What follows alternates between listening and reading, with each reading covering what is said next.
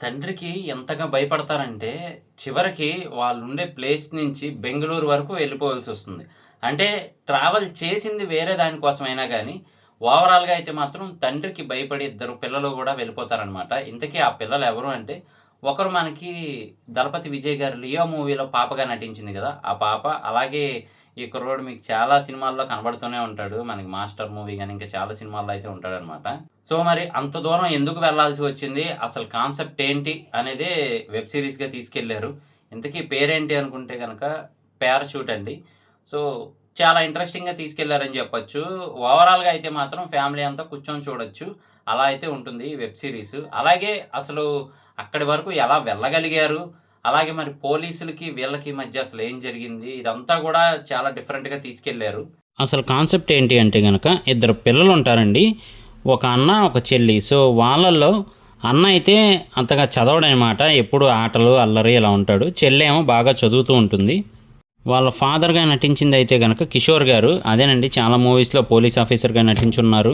అలాగే 'భీమిలి' కబడ్డీ జట్టులో మన నాని గారికి మిగతా వాళ్ళకి కోచ్‌గా నటిస్తారు గదా! ఆయననమాట. ఈ మూవీలో సిలిండర్‌లవి వేస్తూ ఉంటారనమాట. గ్యాస్ కంపెనీలో పనిజేస్తున్నట్టు. తన తాహతకు మించి అయితే పిల్లల్ని చదివిస్తూ ఉంటారనమాట. ఆ గ్యాస్ పైనొచ్చే డబ్బులతో గానీ, లేదు శాలరీతో గానీ, రూపాయి జాగ్రత్త చేస్తూ పిల్లలనైతే ఒక మంచి స్కూల్‌లో చదివిస్తూ ఉంటారు. కానీ వాళ్ళ అబ్బాయికి మాత్రం వీళ్ళ నానంటే ఎప్పుడూ భయమే. ఎందుకంటే స్టిక్ తీసి కొడుతూ ఉంటారు. సో, ఆ చిన్న ఏజ్‌లో ఇతనికి భయపడి ఏకంగా నిక్కర్‌లోనే పాస్ పోసేంతైతే భయపడుతూ ఉంటారు. ఇదిలా ఉండగా ఒకరోజు వాళ్ళ చెల్లికి బర్త్‌డే సర్ప్రైజ్ ఇవ్వాలి అని చెప్పి తెలియకుండా వాళ్ళ నాన్న టీవీఎస్ బండినైతే తీసుకెళ్తారనమాట.